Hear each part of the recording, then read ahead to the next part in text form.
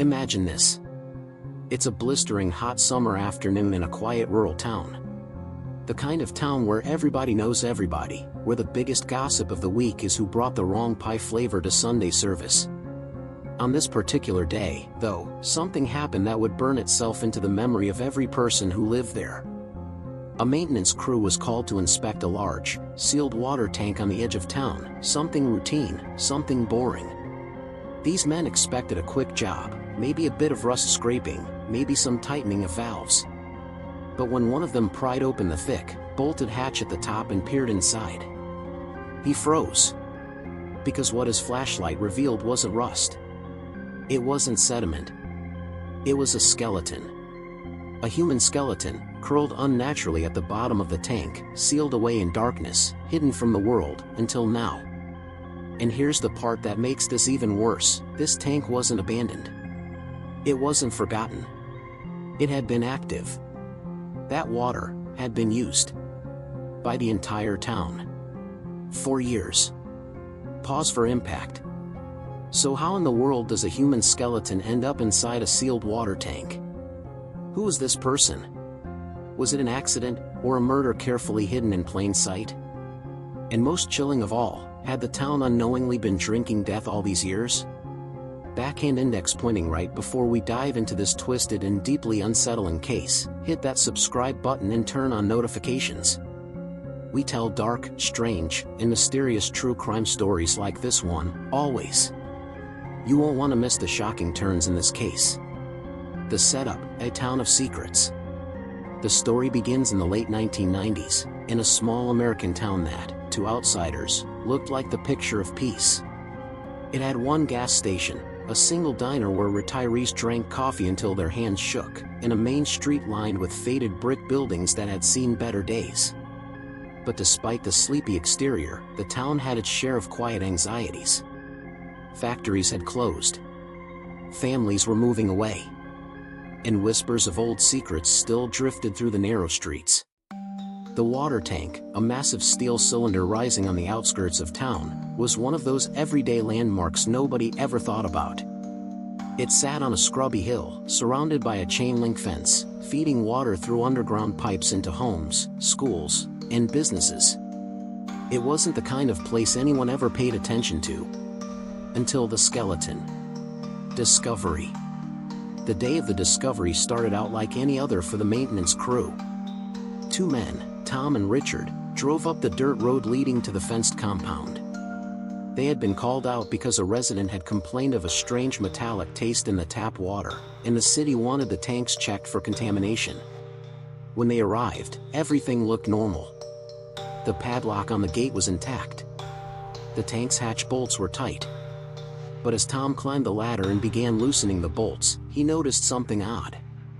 The seal around the hatch seemed newer than the rest of the tank. Almost like it had been replaced not long ago. At the time, he thought little of it. He pried the heavy circular hatch open, leaned over with his flashlight, and peered into the darkness. At first, he thought he was looking at debris. The bottom of the tank was covered in sediment, and what looked like dark, tangled shapes. But as his light beam steadied, the shapes took form. The unmistakable shape of a ribcage. Tom dropped his flashlight. His heart hammered in his chest. "Richard," he whispered, his voice breaking. There's a body in there." Richard laughed, assuming Tom was joking. But when he climbed up and looked for himself, his smile vanished. His face went pale. There was no mistaking it. There was a skeleton in the water tank. Panic in the town. Within hours, police cars swarmed the site. Officers stood grimly as the coroner's team prepared to extract the remains. News spread like wildfire. By evening, the whole town knew. Families sat at dinner tables staring uneasily at their glasses of water, some gagging at the thought. Children cried, refusing to brush their teeth. Restaurants closed for the night. People lined up at grocery stores, stripping shelves of bottled water. And while health officials scrambled to assure the public that the water had been treated and tested, the damage was done. The idea of unknowingly drinking from a tank that contained human remains was too horrifying to shake off. But as terrifying as the thought of contamination was, there was an even darker question gripping the town. Who was inside the tank? The body. When the coroner's team finally pulled the remains from the water, the scene was almost surreal. The skeleton was largely intact, the bones stained and brittle from years of soaking. But there were strange details. The body was positioned as though curled up or shoved in. There were no clothes, no wallet, no shoes. And despite the years of exposure, one item remained lodged near the bottom of the tank, a small silver necklace. It was delicate, with a heart-shaped locket. Inside was a faded photograph of a young woman. The discovery of that locket would soon become the key to unraveling the horrifying story behind the skeleton in the sealed water tank. Suspicion and fear. Detectives immediately began combing through missing persons records. But in a town this size, the pool of suspects and victims wasn't small, it was microscopic. If someone had gone missing, everybody would have noticed. And they had. Because years earlier, a woman had vanished. Quietly. Without answers. Her name? Emily Carter. She had been a waitress at the diner. 26 years old. Friendly, always smiling, the kind of person who remembered your order and asked about your kids. And then one night, after a late shift, she walked home along the dark streets of town, and was never seen again. Police had searched. Posters went up. The community rallied. But as weeks turned into months, and months into years, Emily Carter faded from memory. People whispered she'd run away. Others said maybe she'd met with foul play. But with no body, no evidence, no answers, the case went cold. Until now. The shiver of realization. When investigators matched the locket to old photos of Emily, the conclusion was inescapable. The skeleton in the water tank was her. But that discovery only deepened the mystery. Because the hatch of the tank had been sealed. Tightly bolted. And the only way in, or out, was through it.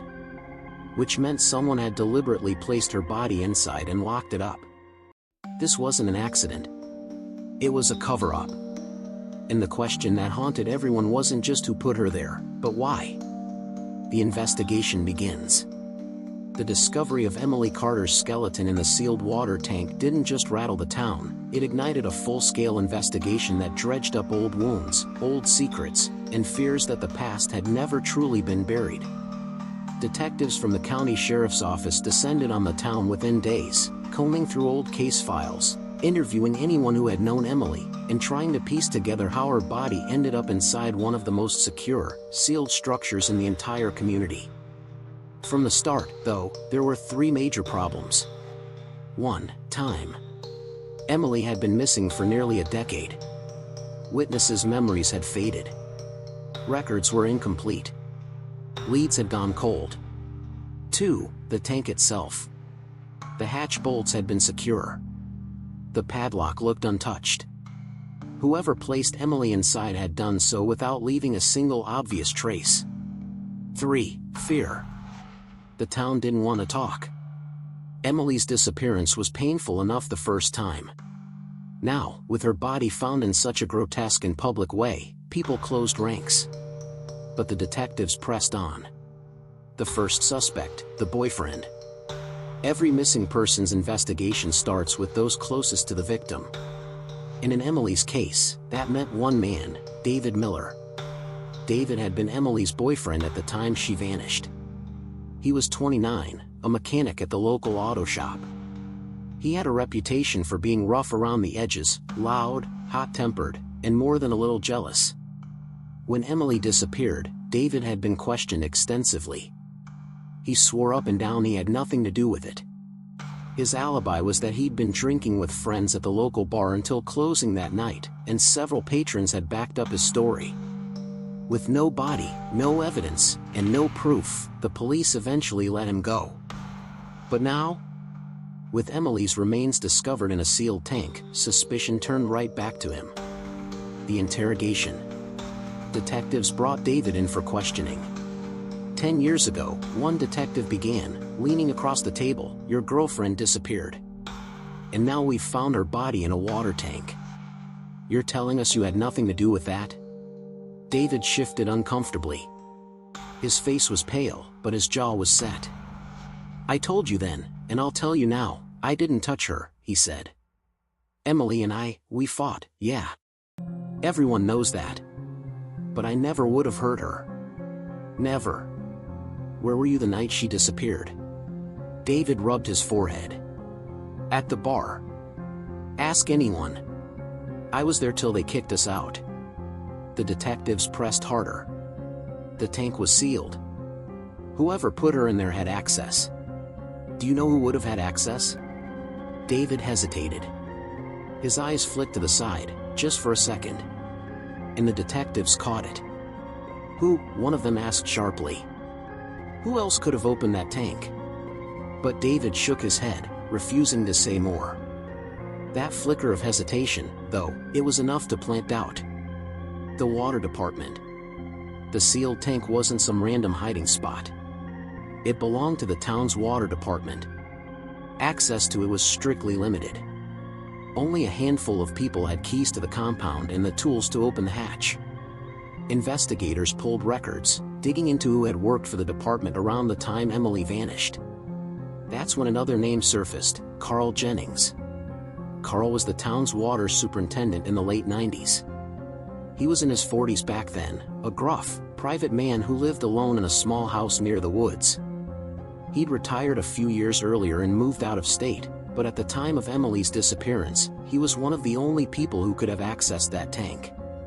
And there was something else.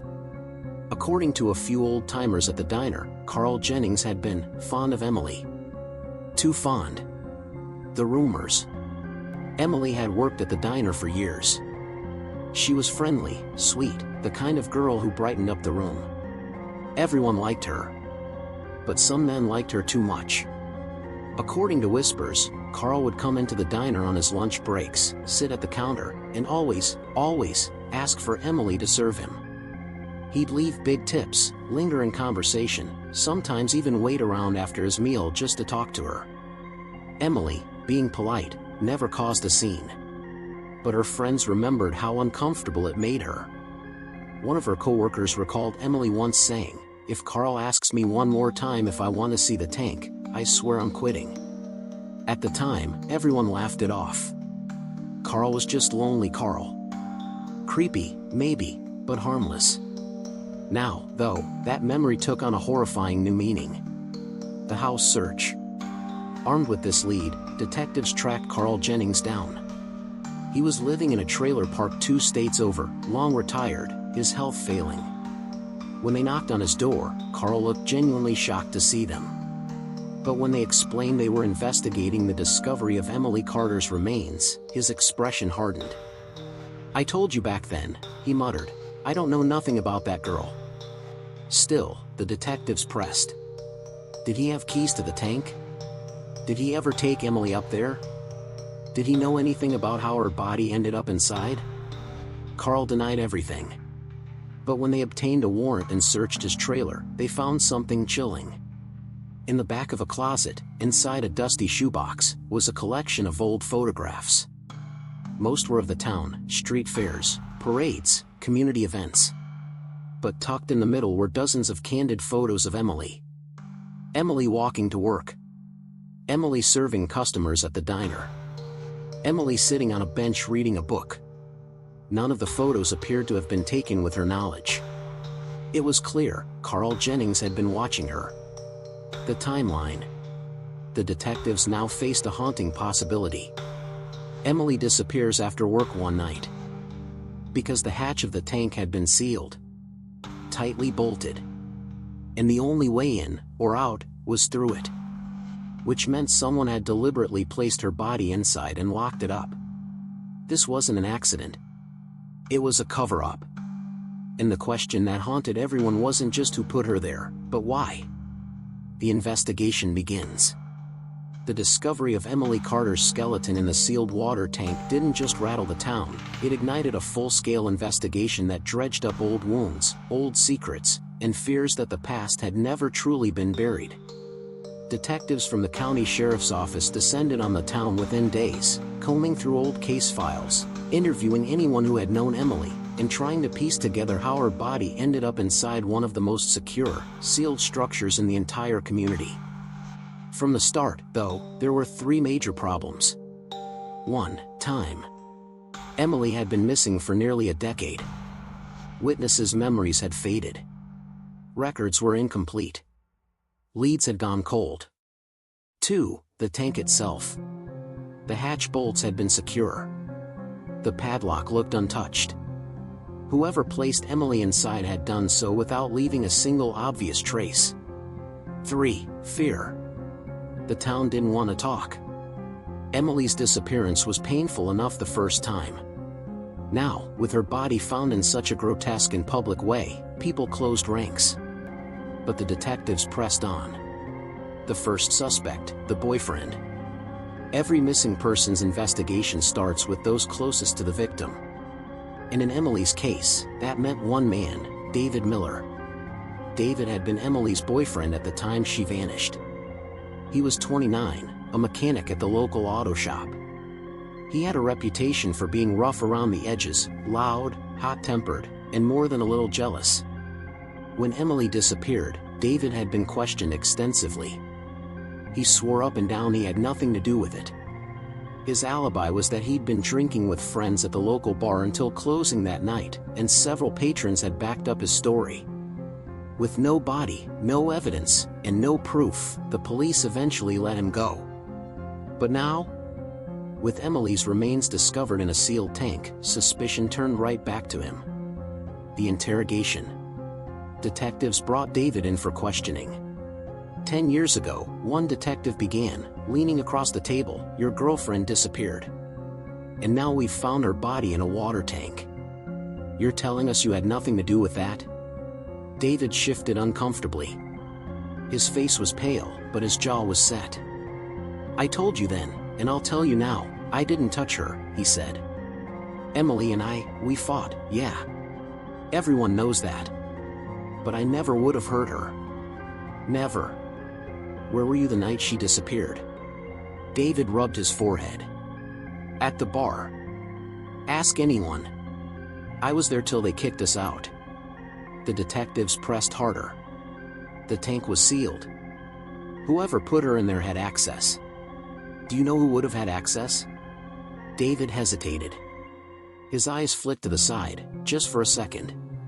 And the detectives caught it. "Who?" one of them asked sharply. "Who else could have opened that tank?" But David shook his head, refusing to say more. That flicker of hesitation, though, it was enough to plant doubt. The water department. The sealed tank wasn't some random hiding spot. It belonged to the town's water department. Access to it was strictly limited.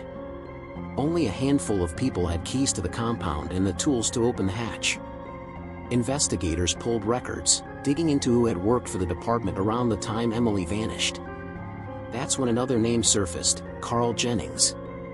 Carl was the town's water superintendent in the late 90s. He was in his 40s back then, a gruff, private man who lived alone in a small house near the woods.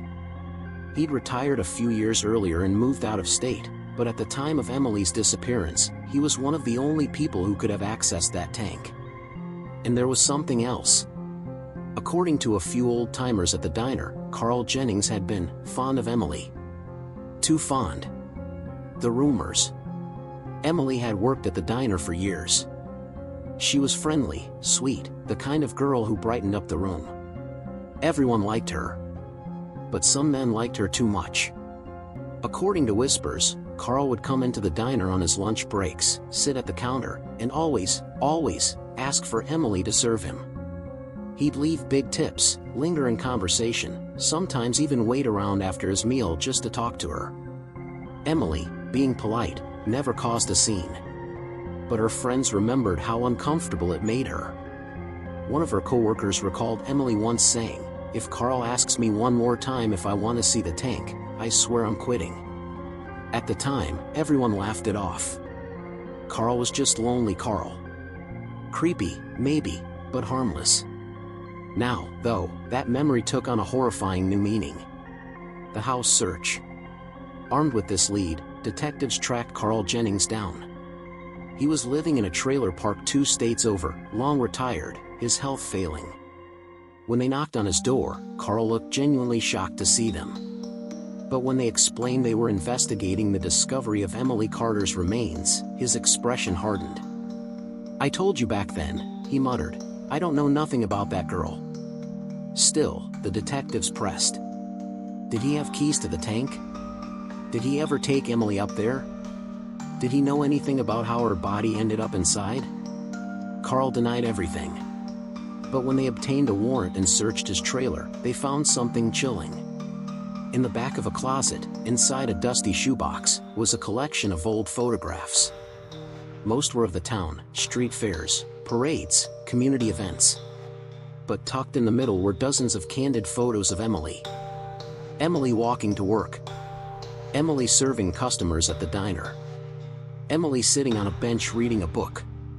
None of the photos appeared to have been taken with her knowledge.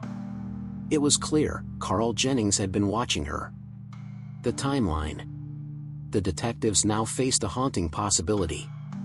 Emily disappears after work one night. Carl, who has access to the water tank, places her inside. The hatch is sealed, the padlock relocked. For years, no one checks the tank. The body decays in silence, hidden in plain sight. It fit too well. But there was one problem. The autopsy revealed no signs of trauma on the bones. No bullet holes. No knife marks. No fractures. Nothing to definitively say Emily had been murdered. It was possible, just barely, that she had died accidentally. And Carl Jennings, despite the disturbing photos, insisted he had nothing to do with it. The chilling twist. Just as detectives were preparing to bring Carl in for a second round of questioning, something unexpected happened.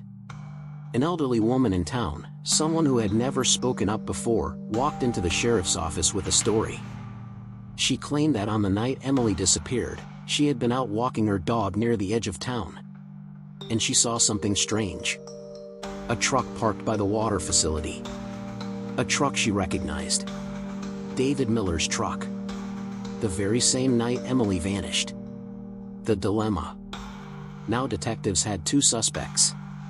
Carl Jennings, the creepy water superintendent with access and an obsession.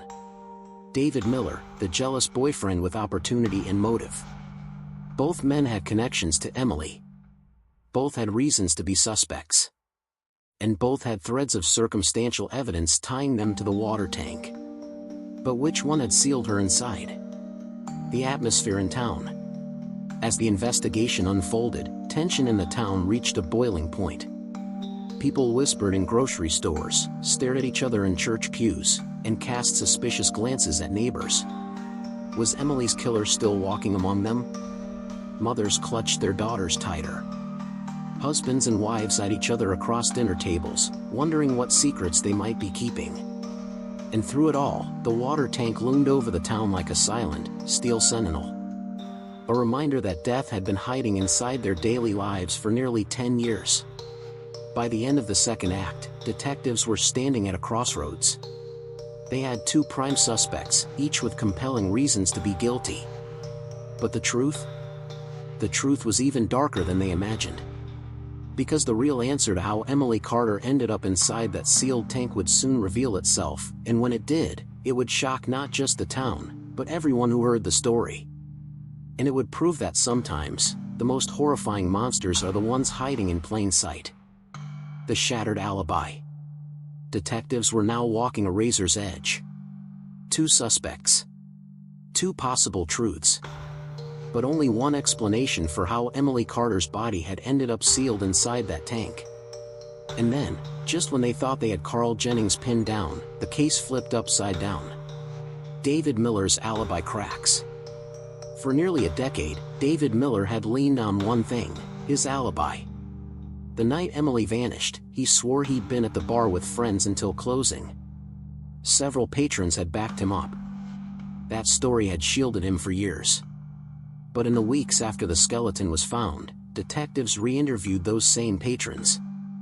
Memories had faded, sure. But cracks appeared.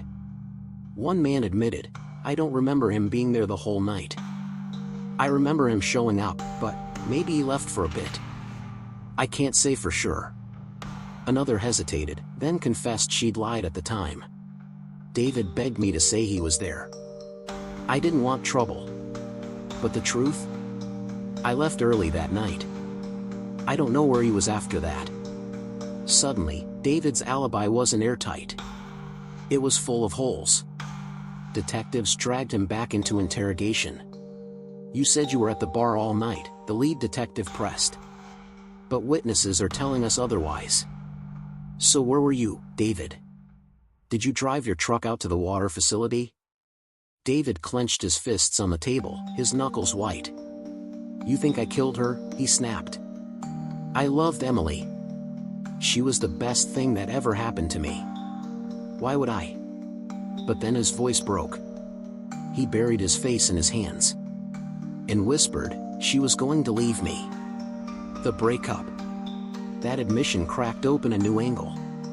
Emily's friends told detectives she'd been planning to break things off with David.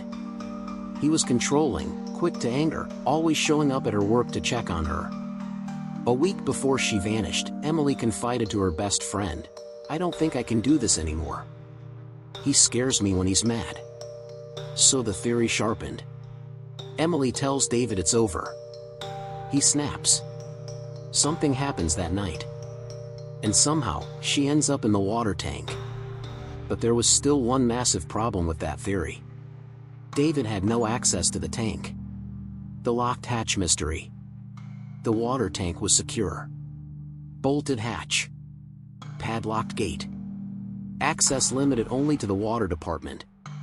David Miller wasn't an employee. He had no keys, no authority. So if David was the killer, how did he get her inside?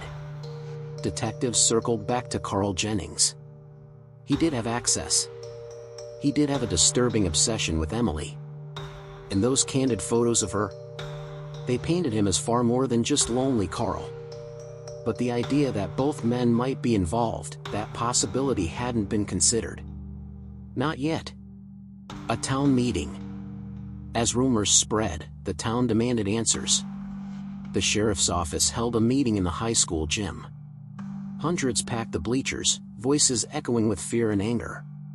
Parents shouted about poison water. Business owners worried about tourists avoiding the town.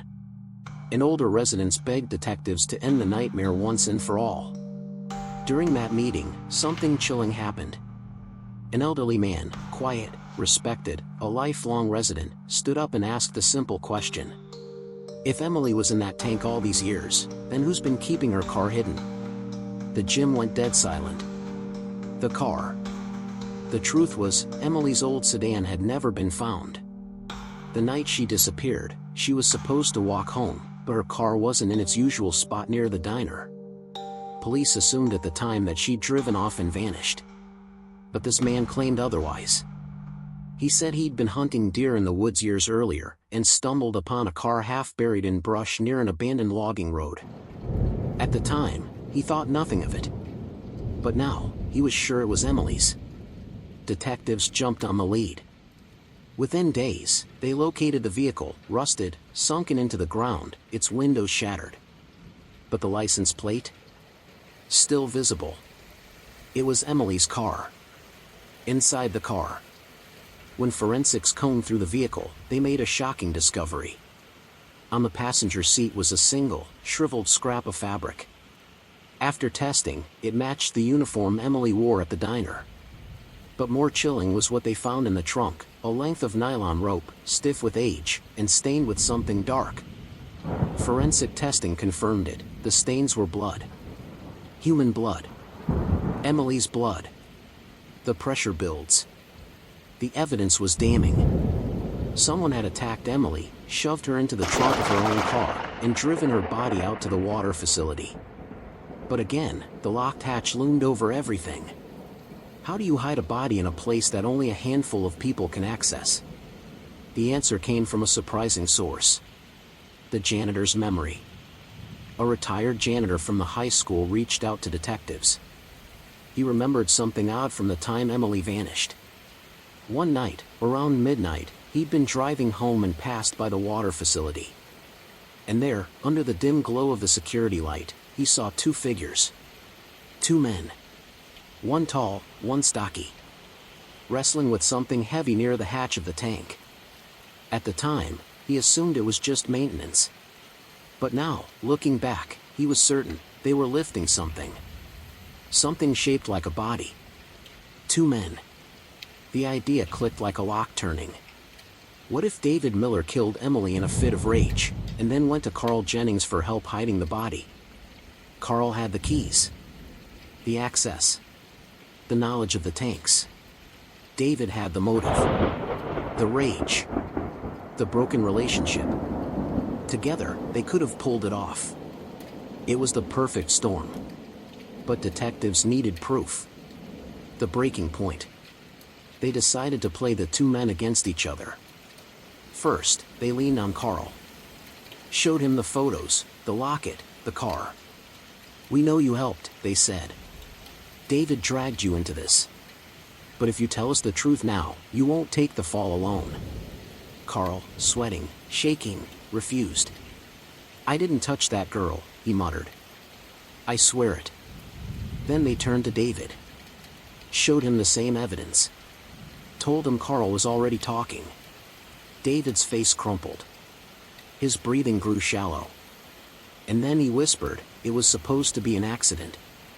The confession, half-truth. David claimed he hadn't meant to kill Emily. They fought that night, yes. She said she was leaving him. He snapped, grabbed her, shoved her. She hit her head. Panic set in. He didn't know what to do. He claimed Carl Jennings was the one who suggested the tank. He said no one would ever look there, David sobbed. He said it was safe. According to David, Carl had unlocked the hatch. Together, they shoved Emily's lifeless body inside, sealed it shut, and walked away. Case closed, right? Not even close. The skepticism. Detectives weren't convinced. For one, Emily's autopsy showed no skull fractures. No evidence of a fatal blow. And David's story conveniently placed most of the blame on Carl. Carl, for his part, continued to deny everything. "That boy's lying to save his skin," he spat. "He killed her, not me." The town was split down the middle. Some believed David. Some believed Carl. And everyone was terrified that justice might never truly be served. But then, forensics dropped a bombshell that changed everything. That length of nylon rope found in Emily's trunk? It had two sets of fingerprints. David's. And Carl's. Which meant both men had touched it. Both men had tied it. Both men had been there. The chilling truth was no longer avoidable. Emily Carter's death wasn't the work of one monster. It was the work of two. The web of lies. For weeks, the sheriff's office had been caught in a deadly tug-of-war. David Miller blamed Carl Jennings. Carl Jennings blamed David Miller. And the town? The town was suffocating under the weight of fear, anger, and disgust. Everyone wanted answers. But every answer raised new questions. And then, forensic science, relentless detective work, and the unraveling guilt of two men began to stitch together the horrifying truth of what really happened to Emily Carter. The rope. That piece of nylon rope found in Emily's trunk was more than just a clue, it was a revelation. Two distinct sets of fingerprints. Two men tied to it. Two men who had no business ever sharing that object, unless they were both involved. This wasn't just a case of one man killing Emily and another helping cover it up. No, this suggested cooperation. A partnership in death. The confrontation.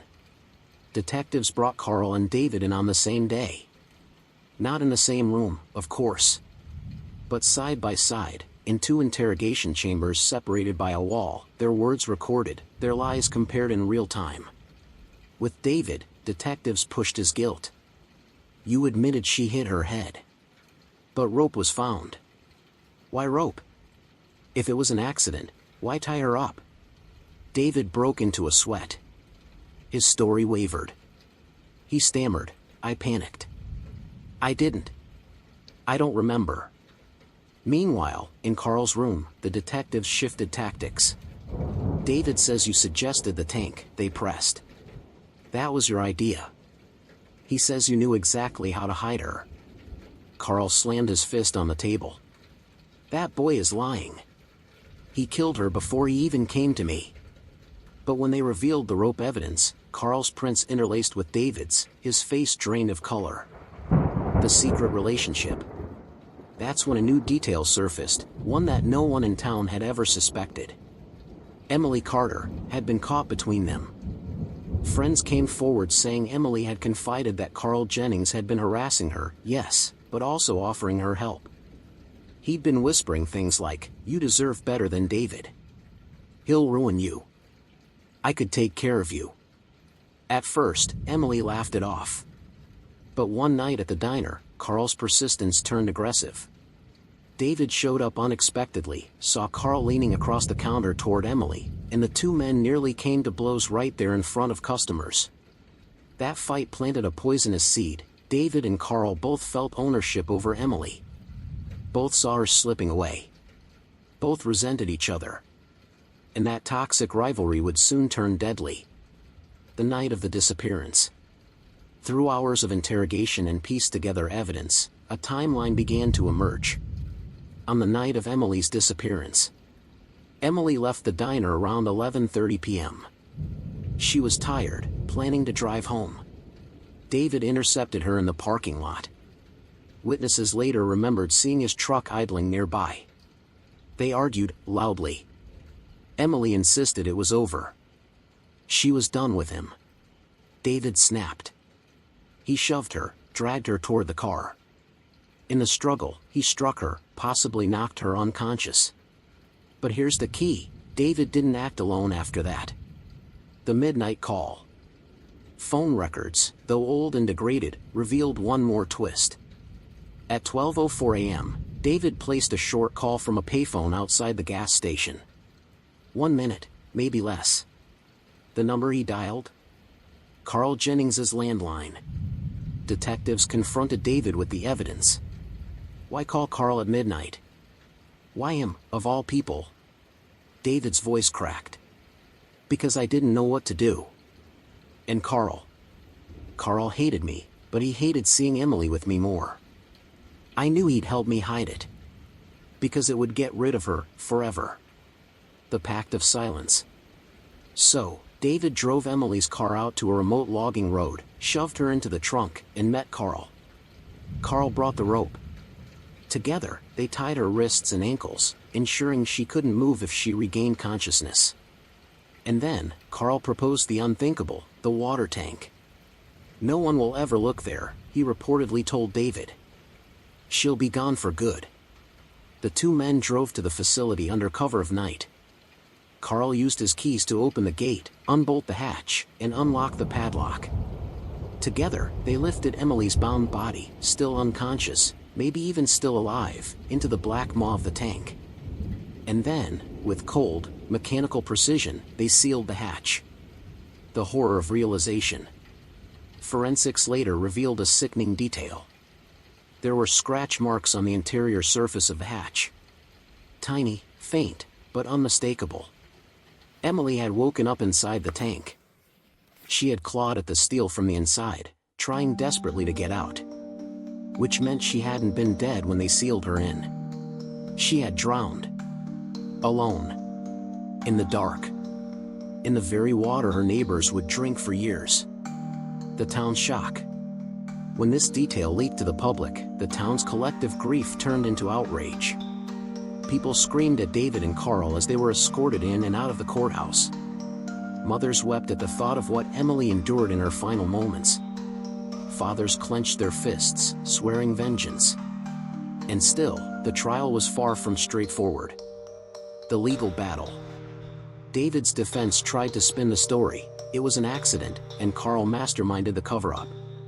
Carl's lawyers countered that David was the killer, and Carl was a scapegoat. But prosecutors hammered home the rope, the fingerprints, the call, the hatch. Two men. Two monsters. One horrifying death. Still, jurors were left with one haunting question: if both men were guilty, how could the punishment ever measure up to what Emily suffered? The emotional toll. Emily's family sat through every hearing, their faces etched with sorrow. Her mother once stood outside the courthouse, clutching her daughter's locket, and whispered to reporters, "All I wanted was to know what happened to her. Now I wish I didn't." Those words rippled through the town, striking at the core of everyone's fear. Sometimes, closure doesn't heal, it destroys. Till now, the truth was nearly laid bare. Emily Carter wasn't just the victim of one man's violence. She was caught in the crossfire of two broken, obsessive men who each saw her as something to control. And together, they sealed her away, literally, in the most grotesque, unimaginable tomb. But the story didn't end there. Because what happened in court, and what happened after, would make this already twisted case even darker. The past crawls back. The town of Millhaven had grown quiet after the discovery. The water tank, now cordoned off by police tape, stood like a dark monument to secrets no one wanted unearthed. The skeleton had become more than just bones. It had become a mirror held up to the past, forcing everyone to look, even if they didn't want to. Detective Alvarez sat at his desk, the glow of the computer screen painting his face pale. Before him was the digital reconstruction of the skull found inside the tank. Forensics had spent days carefully piecing the fragments together, layering flesh estimation, and running age progression models backward. Slowly, the hollow eyes began to form into the outline of a young woman. And then, suddenly, she had a face. It was familiar. Too familiar. Alvarez's breath caught in his throat. He didn't want to believe it, but the resemblance was undeniable. It was Clara Wynne. The name that wouldn't die. Clara Wynne had been the golden child of Millhaven High back in the late 1980s. Captain of the cheerleading squad, honor roll student, and beloved by nearly everyone in town. But in 1989, just weeks before graduation, she had vanished without a trace. Her car was found parked by the train station, doors unlocked, keys still in the ignition. At the time, rumors ran wild. She'd run away with a boyfriend. She'd been kidnapped. She'd staged her own disappearance to escape small-town life. But there was no body. No evidence. No closure. Over the years, her story became local folklore, the kind that parents told their children with hushed voices, "Be careful, or you'll end up like Clara Wynne." And now, here she was, or at least, what was left of her, hidden inside a sealed water tank for 3 decades. The family confrontation. Detective Alvarez dreaded what came next. He drove out to the Wynne family's farmhouse, a weathered place at the edge of town, where Clara's younger sister, Margaret, still lived with her elderly mother. When Alvarez broke the news, Margaret clutched the arm of the sofa so tightly her knuckles turned white. Her mother, frail and hollow-eyed, simply stared at him. And then, almost in a whisper, she said, "I knew she didn't leave us. I told everyone. I told them she wouldn't just go." Tears welled in Margaret's eyes, but there was something else there too, something bitter.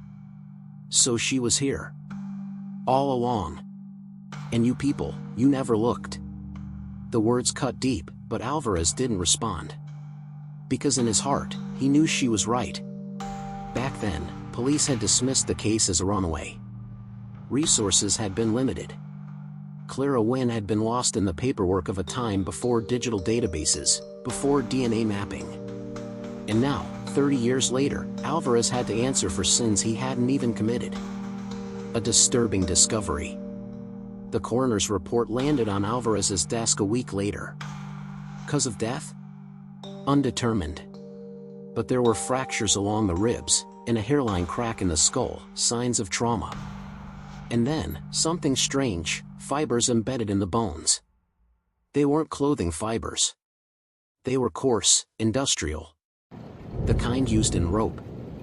It painted a chilling picture. Clara hadn't simply fallen into that tank. She'd been bound. Restrained. Someone had wanted her to disappear completely. But here was the problem. How had her body ended up in a sealed tank that was welded shut in 1990, a full year after her disappearance? The timeline didn't make sense. Unless someone in town had access to the tank before it was sealed. Whispers in the dark. Millhaven was a small town, and small towns don't keep secrets well. But when Alvarez started digging, he noticed something unsettling. The people who had been closest to Clara were strangely reluctant to talk. Her old boyfriend, Danny Rowe, refused to return calls. Her best friend, Kelly Draper, hung up the phone the moment her name was mentioned. And the old janitor who'd worked at the school back then. He'd moved away, or so people claimed. Everywhere Alvarez turned, he was met with walls of silence. It was as though the entire town had entered into some unspoken pact 30 years ago. Forget Clara Wynne. Bury the story. Pretend it never happened. But now the truth was bubbling back to the surface, just like the rotted water in the tank. A town divided. News outlets picked up the story, and within days, Millhaven was swarmed by reporters. Cameras lined the streets, and microphones were shoved into the faces of bewildered townsfolk. Some residents demanded justice for Clara, furious that her killer had walked free for decades. Others wanted the whole thing dropped, saying it was the past, that digging it up would only tear the town apart. But then came the most disturbing revelation yet. The original blueprints for the water facility showed that the tank had been built with inspection access panels. Panels that could be opened and closed, even before the final weld sealed it shut in 1990. That meant whoever put Clara inside had done so intentionally, using knowledge only a select few people had. Among them, contractors, city workers, and one of the town's most prominent families. The name that surfaced. When Alvarez cross-referenced employee rosters from the late 80s, one name leapt off the page.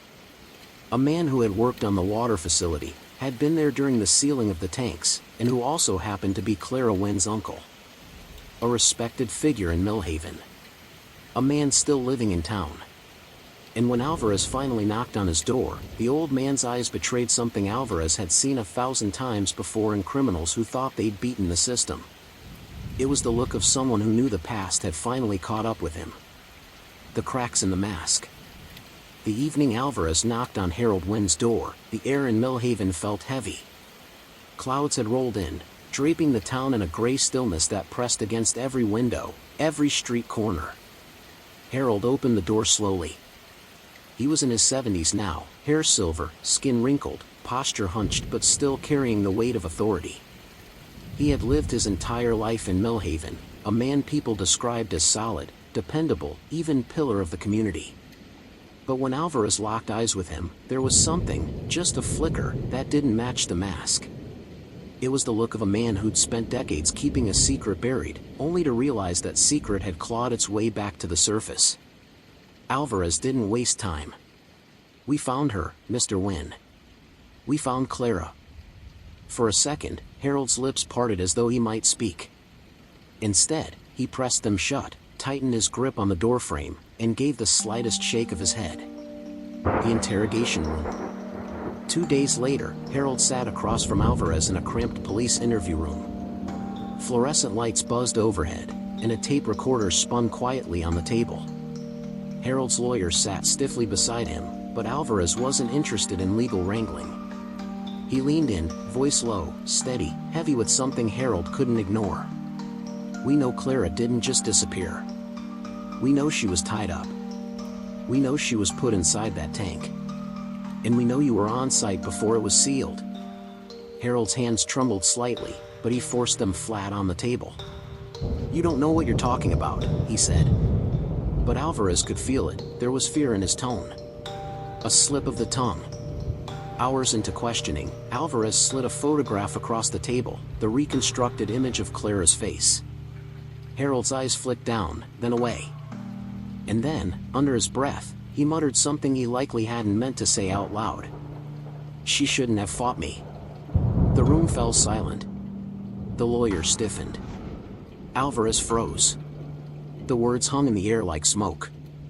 When Harold realized what he'd said, his face drained of color. The mask had cracked. The story emerges. Slowly, painfully, fragments of the truth spilled out. Harold had been more than just Clara's uncle. He had been her guardian of sorts after her father died, the man the family leaned on. But underneath that facade, something darker had festered. Clara, bright and ambitious, had dreams of leaving Millhaven. She wanted to go to New York, study journalism, break out of the small-town mold. Harold didn't like that. He thought Clara belonged at home, that she needed to stay with family. When she resisted, when she challenged him, when she said she wasn't afraid of him anymore, things escalated. What began as an argument in his workshop turned violent. Clara had screamed, neighbors had nearly heard, and in his panic, Harold restrained her with rope. He hadn't meant to kill her, he claimed. But in the struggle, she hit her head. And then, silence. The tank. At first, Harold had hidden her body in his workshop. But when news spread of her disappearance, panic set in. He needed her gone, completely gone. He had connections at the water facility, and he knew about the inspection panels. One night, he drove her there, wrapped in tarps, and slid her into the empty tank. Weeks later, when the final weld sealed the metal shut, it was as if Clara Wynne had been erased from existence. Or so he thought. The town's betrayal. But here's the part Alvarez couldn't shake: Harold hadn't done it alone. During questioning, Harold let slip that people knew. He claimed there were others in town who helped keep the secret. People who had heard things, seen things, and chosen to stay quiet. It wasn't just me, Harold said, voice shaking now. If I go down, they all go down. Alvarez's stomach turned. This wasn't just one man's crime, it was a town-wide conspiracy of silence. The fallout. Word spread quickly. Harold Wynne was arrested, charged with second-degree murder. The image of the once respected elder being let out of his home in handcuffs shattered Millhaven. For decades, he had been their rock, the man who sponsored Little League teams, donated to church fundraisers, shook every hand on Main Street. Now, he was the man who had stolen Clara Wynne's future and hidden her body in the town's drinking water supply for 30 years. But the arrest did not bring closure. Instead, it cracked open something raw, something ugly. Because Harold's cryptic claim, that others knew, spread through Millhaven like wildfire. Neighbors began to turn on each other. Old friendships soured overnight. Every glance, every whisper became suspicious. Who else had known? Who else had kept Clara's secret buried? The letter. A week after Harold's arrest, Alvarez received an anonymous envelope at the station. Inside was a single piece of paper, yellowed with age. Typed on it were just a few words. Clara's death was only the beginning. And taped to the corner was a photograph. A group picture from Millhaven High, class of 1989. Clara stood in the center, smiling bright. Around her, faces that Alvarez recognized, people who were still in town. But someone had drawn X marks over 3 of them. The message was clear. Clara Wynne's case wasn't just about her. It was about something much bigger. The legacy of the tank. Detective Alvarez sat alone in his office long after midnight, the yellowed letter spread across his desk. The words "Clara's death was only the beginning" felt heavier with each passing hour.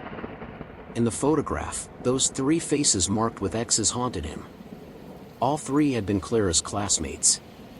All 3 still lived in Millhaven.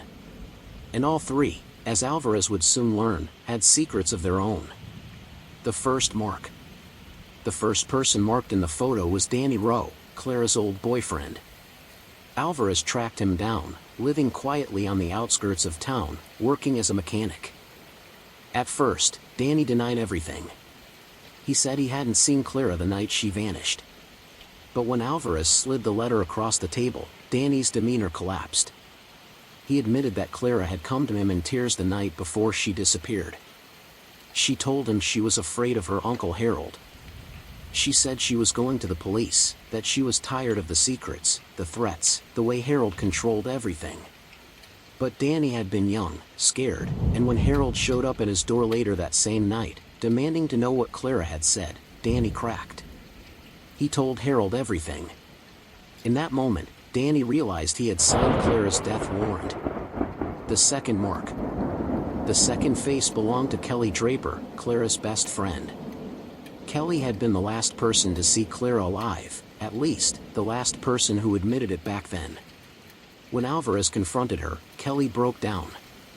She confessed that she had overheard Harold and Clara arguing in the workshop that night. She had seen Harold restrain Clara, had heard the sickening thud of something heavy falling. But instead of going to the police, Kelly had run. She told no one. Out of fear? Out of shame? Or maybe because Harold Wynn was powerful, and crossing him meant trouble for your family. Her silence had kept Clara locked in that tank for 30 years.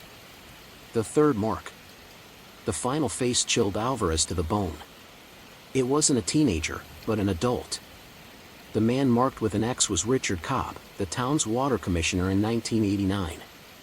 Richard had overseen the final sealing of the tanks. He had been responsible for signing off on the welds. And now, it was clear why Clara's body had remained hidden for so long.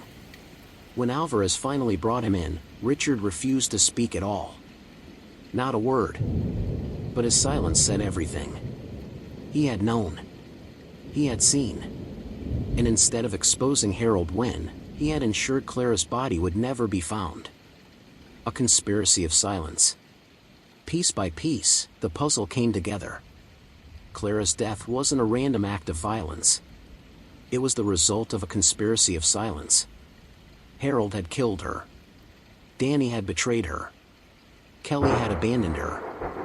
Richard had entombed her. And the rest of the town? They had whispered, suspected, maybe even known, but chosen to turn away.